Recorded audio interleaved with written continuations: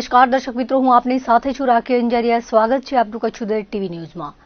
દર્શક મિત્રો, આજના જોઈએ સમાચારો વિસ્તારથી।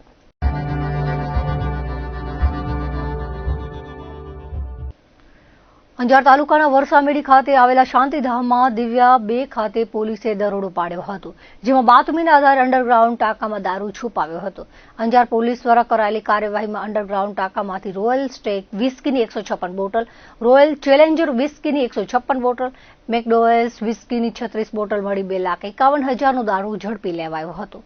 આરોપી મેઘ પર બોરીચીનો નિલેશ ઉર્ફે ટીકુ માળી હાજર ન મળી આવતા ગુનો દાખલ કરવામાં આવ્યો હતો।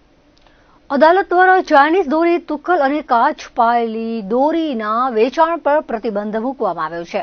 ભુજમાં અલગ અલગ સ્થળોએ પતંગ વેચાણના હંગામી સ્ટોલ ધમધમી ઉઠ્યા છે, ત્યારે પોલીસ દ્વારા અલગ અલગ સ્થળોએ પ્રતિબંધિત દોરીનું વેચાણ થતું નથી તેનું ચેકિંગ કરી દુકાનદારોને સમજ અપાઈ હતી। તો ઉત્તરાયણ એટલે પતંગનું પર્વ, સૂર્યના મકર રાશિમાં પ્રવેશને પતંગ ચગાવી આવકારવાનો ઉમંગ ક્યારેક રસ્તા પરથી પસાર થઈ રહેલા વાહન ચાલકો માટે મુસીબતનું કારણ બને છે। પતંગની દોરીથી અનેકોના જીવનની જીવાદોરી કપાઈ જતી હોય છે, ત્યારે પશ્ચિમ કચ્છ પોલીસ દ્વારા સંભવિત અકસ્માતોને ધ્યાને લઈ ભુજમાં 2 વ્હીલરો પર સુરક્ષા ગાર્ડ લગાવવાની કામગીરી હાથ ધરાઈ હતી। વાગડ વિસ્તારના મુખ્ય મથક રાપરમાં પતંગ અને દોરીનો વેપાર કરતા 20 જેટલા વેપારીઓના સોંપડા, ગોડાઉન અને લારી ગલ્લાની તપાસ કરાઈ હતી। રાપર પોલીસ સ્ટાફ દ્વારા તપાસ હાથ ધરવામાં આવી હતી। પતંગો અને દોરીનો વેપાર કરતા વેપારીઓને કડક સૂચના આપી હતી, જો કોઈ વ્યક્તિ પાસેથી ચાઇના દોરી અને ચાઇના તુક્કલ પકડાશે તો તે વેચાણ કરેલ વેપારી સામે કાર્યવાહી કરવામાં આવશે। ચાઇના દોરી, ચાઇના તુક્કલ લોકો માટે અને પક્ષીઓ માટે જીવલેણ સાબિત થઈ રહ્યા છે। ચાઇના દોરી અને ચાઇના તુક્કલ પર પ્રતિબંધ છે, એટલે વેપારીઓને ચાઇના વસ્તુના વેચાણ ન કરવા માટે સૂચના આપી છે। ઉત્તરાયણને આડે હવે ગણતરીના કલાક બાકી રહ્યા છે, ત્યારે કચ્છમાં ધાબડિયા માહોલના પગલે ઠાર ઘટ્યો છે। રાજસ્થાન અને ગુજરાત પર સ્થિર થયેલા સાયક્લોનિક સર્ક્યુલેશનની અસરથી છેલ્લા 48 કલાકથી જિલ્લામાં ધુમ્મસિયો માહોલ છવાયો છે। લઘુત્તમ અને મહત્તમ તાપમાનનો પાર ઉચકાતા ઠંડીની તીવ્રતા ઘટી છે। મોડી સાંજથી સવાર સુધી ઠંડી બાદ દિવસભર વાતાવરણ હૂંફાળું રહેતા લોકોને મોટી રાહત મળી છે। રાજ્યના સૌથી શીત મથક નલિયાનું ન્યૂનતમ તાપમાન 11.6 ડિગ્રી, લઘુત્તમ તાપમાન જ્યારે ભુજનું 13.4 ડિગ્રી અને કંડલાનું 16.4 ડિગ્રી લઘુત્તમ તાપમાન નોંધાયું હતું। હવામાન વિભાગે આગામી 2 થી 3 દિવસ સુધી ધાબડિયા માહોલ સાથે તાપમાનમાં નહિવત વધઘટની આગાહી કરી છે। ઉત્તરાયણના દિવસે માફકસર પવનની આગાહીથી પતંગ રસિકોમાં આનંદની લાગણી ફેલાય છે। બીજી તરફ પશ્ચિમી વિક્ષોભની અસર તળે રાજ્યના છૂટાછવાયા વિસ્તારોમાં કમોસમી માવઠાનો વર્તારો હવામાન શાસ્ત્રીઓએ કર્યો છે, જેનાથી ધરતીપુત્રોમાં ઉચાટ ફેલાયો છે। મુખ્યમંત્રી ભૂપેન્દ્રભાઈ પટેલે ભુજના 7 માર્ગોને 30 કરોડના ખર્ચે રિસર્ફેસિંગના કામને મંજૂરી આપી છે। વર્ષ 2001માં આવેલા વિનાશક ભૂકંપ બાદ ભુજના નવસર્જનમાં શહેરને ફરતે રિંગ રોડ બનાવવામાં આવ્યા હતા। જોકે રોડ બન્યાને 2 દાયકા બાદ લાંબા સમયથી રિસર્ફેસિંગનું કામ ન થતા રસ્તાઓની હાલત જર્જરિત બની હતી। ધારાસભ્ય કેશુભાઈ પટેલના રજૂઆતના પગલે સરકાર ભુજને ફરતે પથરાયેલા 41 કિલોમીટર માર્ગને સ્ટેટ હસ્તક મૂક્યા બાદ પ્રથમ ચરણમાં 13.70 કિલોમીટરના રિસર્ફેસિંગને મંજૂરી આપતા હવે ભુજવાસીઓને થોડા જ સમયમાં રસ્તાઓની સમસ્યામાંથી છુટકારો મળશે। મુખ્યમંત્રી ભૂપેન્દ્ર પટેલે ખાસ કિસ્સામાં 41 કિલોમીટર લંબાઈના 18 મહત્વના માર્ગને ખાસ કિસ્સામાં રાજ્યના માર્ગ મકાન વિભાગ હસ્તક લીધા હતા। નળ સર્કલથી એન્કર સર્કલ થઈ જિલ્લા ઉદ્યોગ કેન્દ્રને જોડતા માર્ગ માટે ₹7 કરોડ, જિલ્લા ઉદ્યોગ કેન્દ્રથી એરોપ્લેન સર્કલથી પ્રિન્સ રેસિડેન્સીને જોડતા માર્ગ માટે ₹8 કરોડ, આત્મારામ સર્કલથી જથ્થાબંધ બજાર થઈ દીનદયાળ સ્કૂલ સુધીના માર્ગ માટે ₹2.5 કરોડ, મહિલા આશ્રમ સર્કલથી સરપટ ગેટ સુધીના માર્ગ માટે ₹3.20 કરોડ, ભીડ ગેટથી રેલવે સ્ટેશન રોડ માટે ₹2.70 કરોડ, રાણી લક્ષ્મીબાઈની પ્રતિમાથી ગાંધી સર્કલ 3 કરોડ, જ્યુબિલી સર્કલથી વીડી હાઈસ્કૂલ થઈ દેસલસર તળાવના માર્ગ માટે 4.10 કરોડની ગ્રાન્ટ ફાળવવામાં આવી છે। ભુજને જે વર્ષોથી રોડની સુવિધા નહોતી મળતી, એ રોડની આદરણીય ગુજરાતની ભારતીય જનતા પાર્ટીની સરકારને આદરણીય મુખ્યમંત્રી ભૂપેન્દ્રભાઈ પટેલ સાહેબે અને અધિકારીઓ જે જોડે રહી અને ભુજને જે એક વર્ષોથી માંગણી હતી એને સંતોષાયો।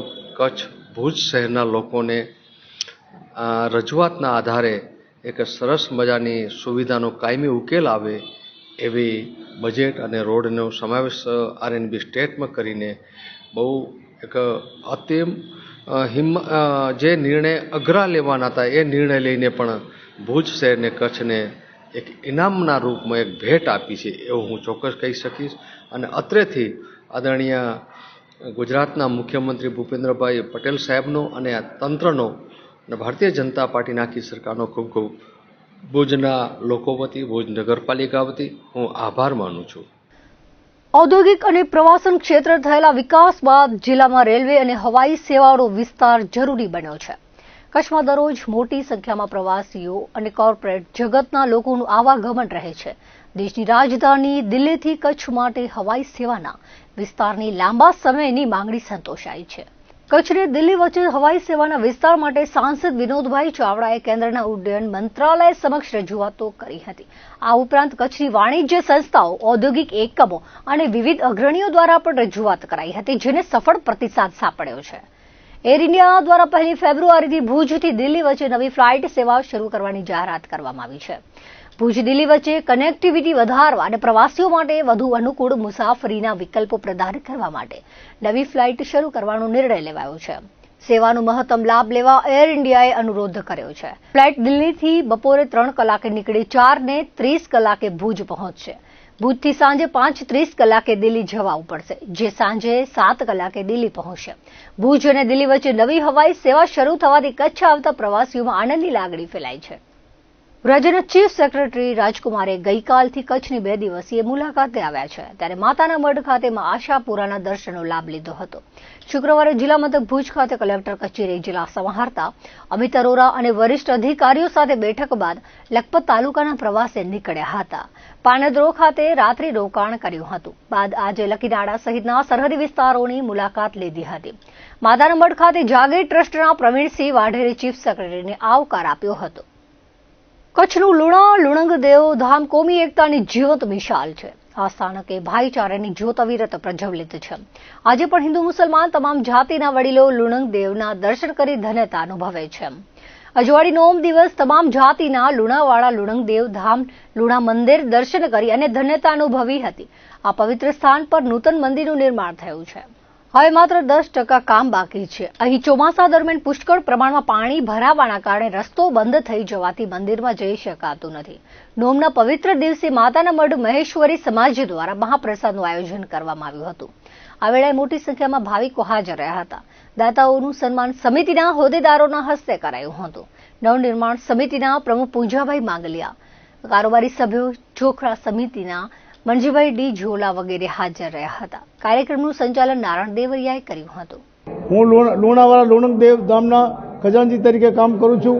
અત્યારે અહીંયા જે ચોમાસાના સમયમાં દાદાના પ્રાંગણમાં જે પાણી ભરાય છે એના માટે આપણે આજુબાજુ આવેલ કંપનીઓ કે જેઓ પોતાના સીઆરસી ફંડમાંથી નજીકના ગામડાઓના વિકાસ માટે ફંડ ફાળવે છે, એમાંથી એ કંપનીઓ જો આ મહેશ્વરી સમાજના લુણાવાળા લુણદેવના સ્થાનમાં નજીક જે પાણી ભરાય છે એના માટે રેતી માટે આપણે માટી ભરાવ કરીને ઊંચો લાવવા માટે જો પોતાના ફંડમાંથી સીઆરસી ફંડમાંથી રકમ ફાળવી અને અમોને આપે તો એના માટે અમારો સમાજ તેમજ આ બાબતે અમે સંસદ સભ્યને પણ નમ્ર વિનંતી કરીએ છીએ કે તેઓ પણ આમાં જરાક પોતાનું ધ્યાન આપીને અમારું કામ કરવામાં અમને સહકાર આપે એવી અપેક્ષા છે અને તેઓ જરૂર કરશે એવી આશા છે. અમારા માટે આજ ખુશીની વાત એ છે કે આજ 77-8 વર્ષ થયા આ દાદાના હર અજવાળી નોમના દિવસે અમે બધા આવીએ છીએ અને મહાપ્રસાદનું આયોજન કરવામાં આવે છે. અને આ ભૂમિ ઉપર એક દાદાની ખાલી ખાંભી હતી અને આજ દાદાનું વિશાળ મંદિર સંગેમરમર બની ગયું. એ તમામ નાતગતના આશીર્વાદથી અને દાદાના કૃપાથી બની છે અને ખરેખર અમે બધા ધનભાગી છીએ અને નાતને અમે કોટી વંદન કરીએ છીએ કે આજે 65 લાખના ખર્ચે દાદાનું મંદિર સંગેમરમર બની ગયું. અને ખરેખર તમારા માધ્યમથી અને અમારા આદરણીય એવા ઉમેશભાઈ આચાર્ય, ડૉક્ટર આચાર્યના માધ્યમથી અને પ્રેસ મીડિયાના માધ્યમથી અને અટાણે દેશ અને વિદેશની અંદરમાં જો દાદાની જાહેરાત થઈ હોય તો અમે ધનભાગી છીએ. સાથે આજ 6700 વર્ષ પહેલાં ઉલ્કાપાત થઈ, એ પણ દિલ્હી સેન્ટરથી વૈજ્ઞાનિક અહીંયા આવ્યા હતા અને આજથી 6700 વર્ષ પહેલાં ઉલ્કાપાત થયેલું છે. એનો ખાડો 200 ફૂટ ઊંડો થઈ ગયો છે, આજ પણ મોજૂદ છે. અને ખરેખર સરકારશ્રીનો પણ અમે ખૂબ આભાર માનીએ છીએ અને વિકાસ હવે થઈ રહ્યો છે દાદાનું. અમને હજી થોડી તકલીફ એ છે કે સરકાર પાસે અમારી એક રજૂઆત છે કે એક રોડ અમને બનાવી દે સારામાં સારો, અને અહીંયા કને સારામાં સારો એક હોલ બનાવી દે અને શેડ બનાવી દે, તાકે અજવારી નોમના દિવસે અહીંયા ઓછામાં ઓછા 400 થી 500 માણસો હર મહિનાની અજવારી નોમના અહીંયા આવે છે. તો સરકાર શ્રી પાસે અમારી રજૂઆત છે. અને નવનિર્માણ સમિતિના પ્રમુખ શ્રી પુંજાભાઈ માંગલિયા અને સાથે તમામ કારોબારી અહીંયા હર હંમેશ અમે પધારીએ છીએ. અને હવે ચોખરા સમિતિના પ્રમુખ શ્રી મનજીભાઈ જોલા અને સાથે કારોબારી કમિટી એ પણ એટલે આ પધારે છે. અને હવે ચોખરા સમિતિ પણ અહીંયા આવે છે અને હર અજવારી નોમના આવે છે. અને હવે ખાલી 10% કામ બાકી છે અને એ કામ વહેલી તકે પૂરું થઈ જાય. અને હજી આ પાણીના ટાંકા જે બન્યા છે એ એમાં થોડીક અધૂરાશ છે. ટોયલેટ બાથરૂમ જે બનેલું છે એ કામ થોડું અધૂરું છે. અને સરકાર પાસે અમે પાણી પુરવઠા પાસે અમે વિનંતી કરીએ છીએ કે અમને વહેલી તકે જે એક પાણીનો ટાંકો બની ગયો છે એમાં અમને વહેલી તકે કનેક્શન આપી દે એવી સરકાર પાસે રજૂઆત છે.